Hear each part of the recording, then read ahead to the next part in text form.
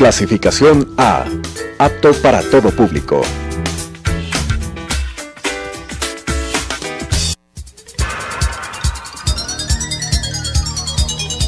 Las opiniones vertidas en este espacio por la producción y dirección del programa son de exclusiva responsabilidad de sus autores y de quienes intervienen en ellos.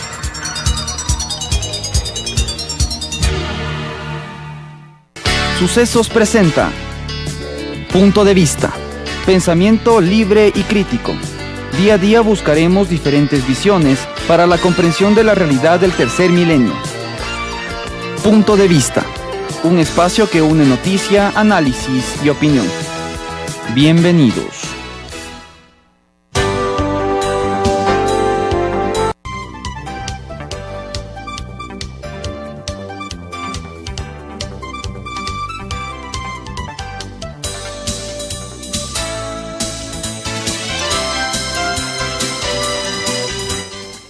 Gracias por continuar con nosotros, quienes nos siguen en Radio Sucesos, y muy buenos días a quienes empiezan en Telesucesos. Hoy vamos a hablar de un tema interesante que tiene que ver con la economía mundial y qué ocurre con el famoso riesgo país. Está con nosotros Pedro Sánchez, quien es el Country Manager de COFACE. Pedro, ¿cómo analizar lo que ocurre? ¿Cómo lograr comprender a nivel internacional qué significa este término que tanto se usa, que tiene que ver con riesgo país? No hablemos solo de Ecuador, sino en general a nivel global. ¿Cómo se miden? ¿Qué países tienen más riesgos? ¿Y qué significa eso para poder adquirir créditos o para poder conseguir inversiones? Hola Claudia, buenos días, gracias por la invitación. El riesgo país es un indicador que mide la probabilidad que tiene un país de cumplir con las obligaciones financieras que ha contraído. Básicamente se toman en cuenta algunas variables para analizar el riesgo país de determinado país en el mundo. Se toma en cuenta la situación macroeconómica de ese país, la estabilidad fiscal, cómo está la relación entre ingreso y gasto público, cómo está la actividad económica en general de ese país, cuál es el nivel de cumplimiento que ha tenido el país en análisis de sus obligaciones en el pasado y presentes, de las obligaciones que ha contraído de deuda pública, o cuando ha emitido bonos estatales y los coloca en el mercado financiero nacional e internacional, cómo ha cumplido con esas obligaciones. Básicamente ahí te puedo indicar que hay dos indicadores de riesgo país. El habitual, y COFACE tiene un propio indicador de riesgo país que mide tres variables. La una es la situación macroeconómica, la coyuntura general que tiene determinado país. La otra es el riesgo que tienen las industrias dentro de ese país, es decir, cómo se están comportando las empresas para cumplir con los pagos que han contraído en crédito comercial con otras empresas, en una relación cliente-proveedor, si están cumpliendo con las obligaciones de pago que tienen en determinadas industrias. Y por último, un indicador de las empresas que están operando dentro del país y que COFACE tiene información de su comportamiento, cómo cumplen esas obligaciones y las deudas que contraen. Pedro, ¿qué significa COFACE? ¿Qué institución es COFACE?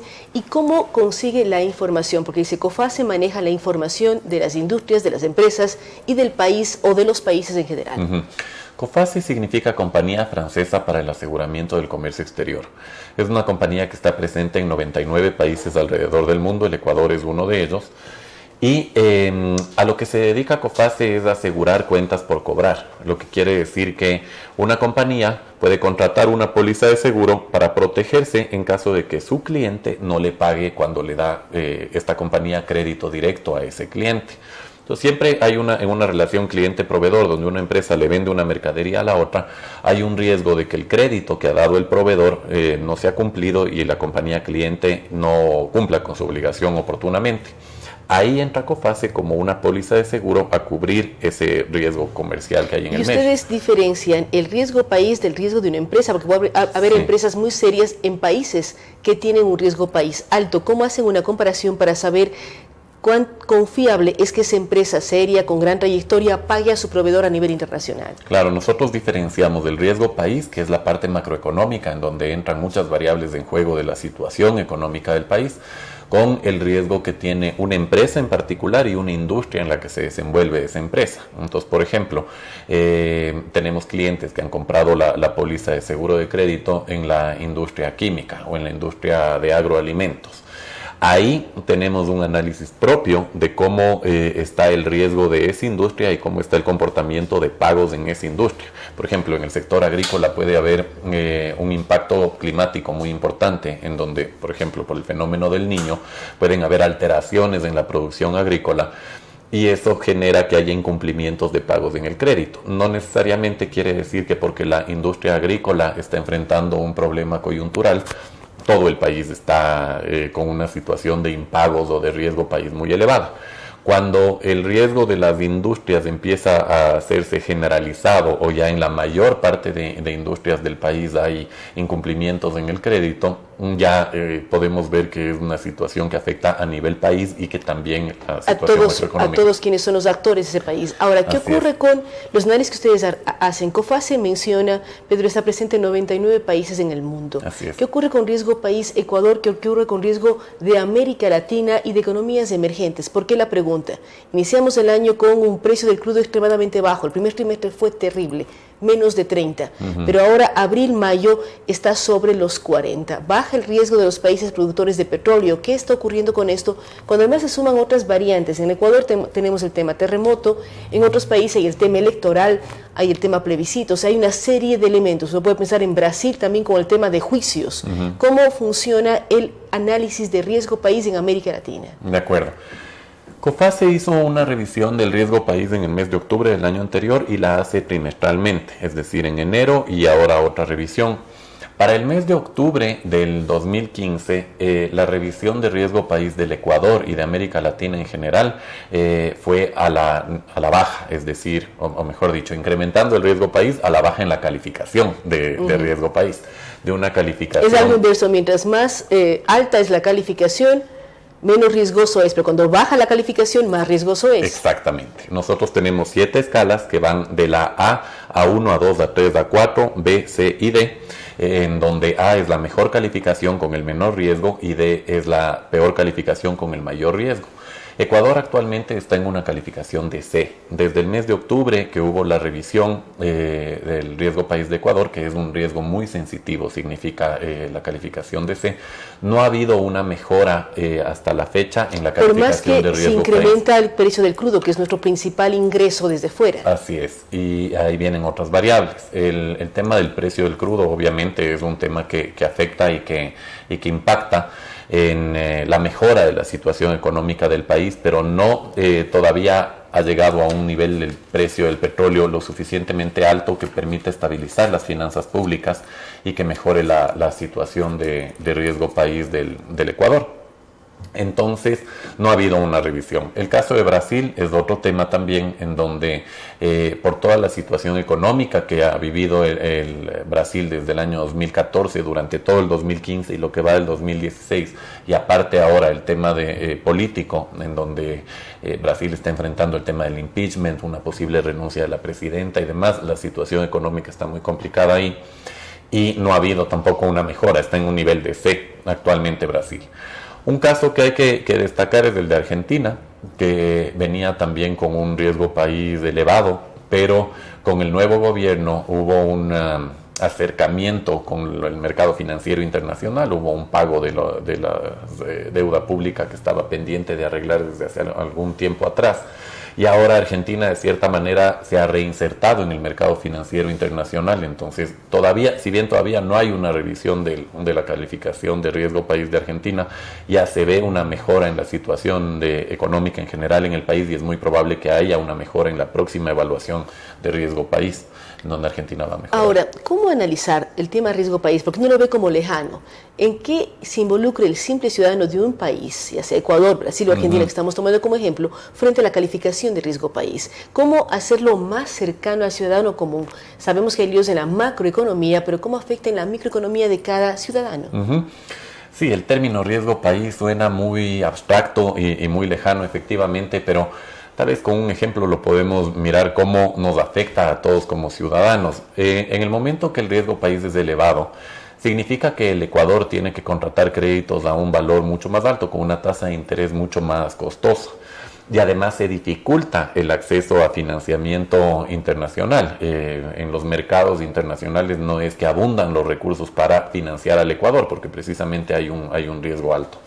Al tener una tasa de interés más alta que pagar, significa que el Estado debe destinar más recursos a pagar esa deuda, lo que puede ocasionar, por ejemplo, un incremento en los impuestos, en donde directamente va a afectar al ciudadano, a cualquiera de nosotros, en donde el manejo económico y un alto nivel de riesgo país puede ocasionar que nos afecten a nuestro bolsillo, porque el Estado va a tener que elevar impuestos para obtener más recursos para poder cumplir con las deudas que está contrayendo a un costo más elevado.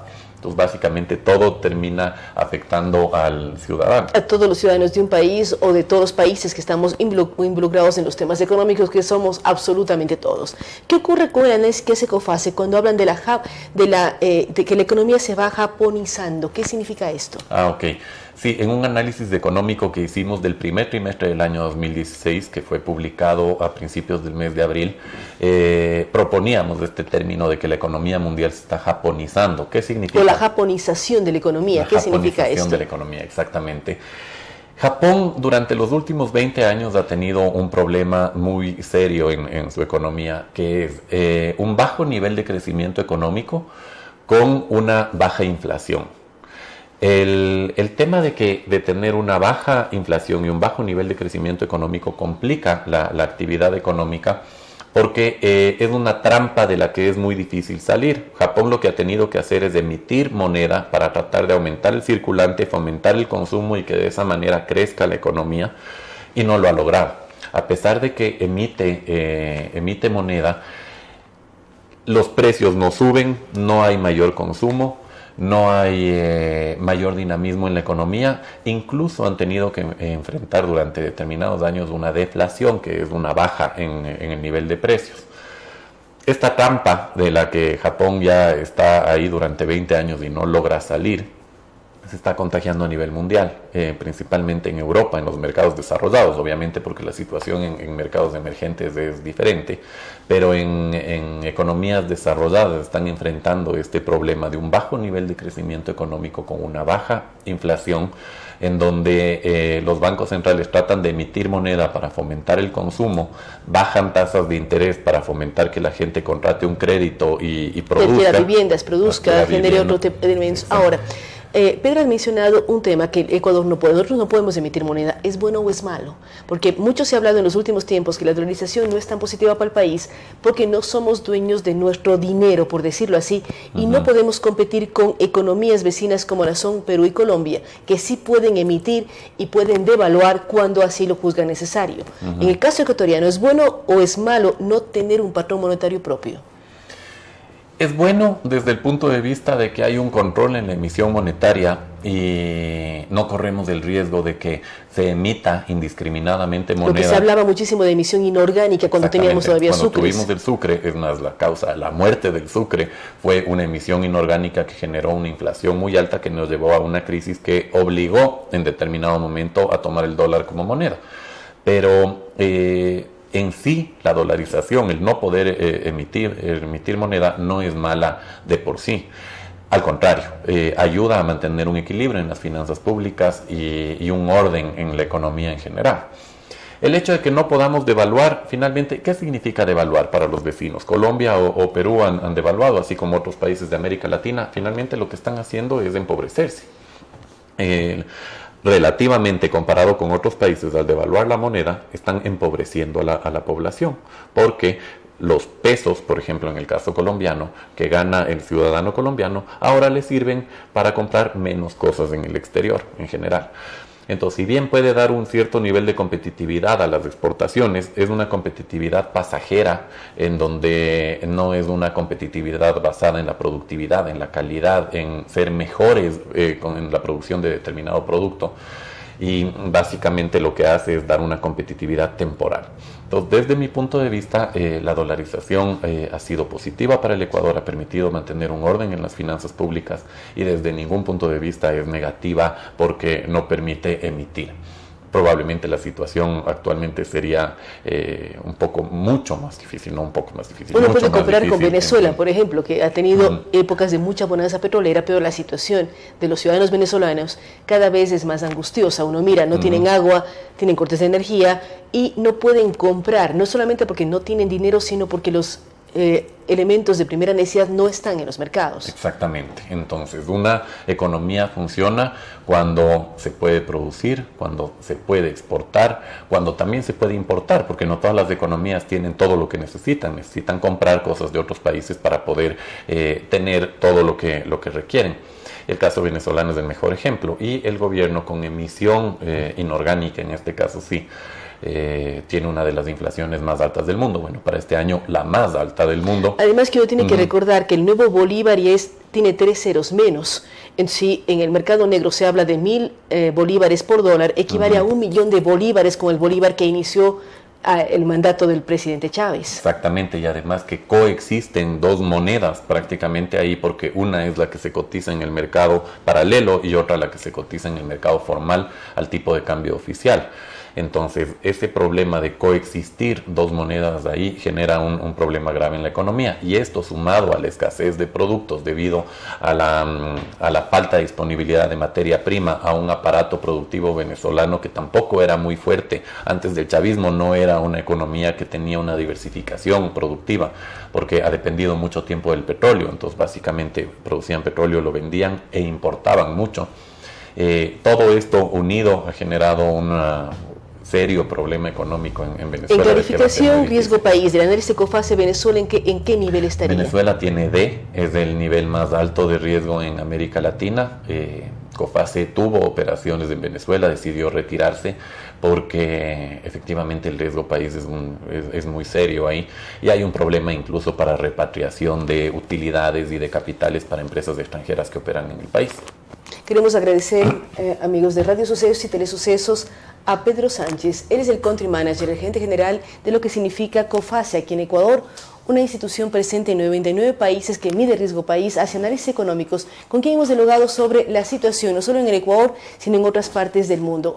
Ellos tienen un artículo interesante que tiene que ver con la japonización de la economía global, pero también hace comparaciones de lo que ocurre en toda América Latina. Él es claro al hablar de los problemas que tiene Ecuador frente a riesgo país, el significado de este término y cómo afecta directamente a las economías domésticas de cada ciudadano, en este caso ecuatoriano, pero ha puesto énfasis que hay que cuidar muchísimo estos parámetros, porque eso facilita no solamente los créditos que se pueden tener y acceder a nivel internacional con mejores tasas de interés, sino también la vida de cada ciudadano en cada parte del mundo. Nuevamente, gracias a Pedro Sánchez. Vamos a una pausa y estaremos dialogando con el doctor Milton Castillo.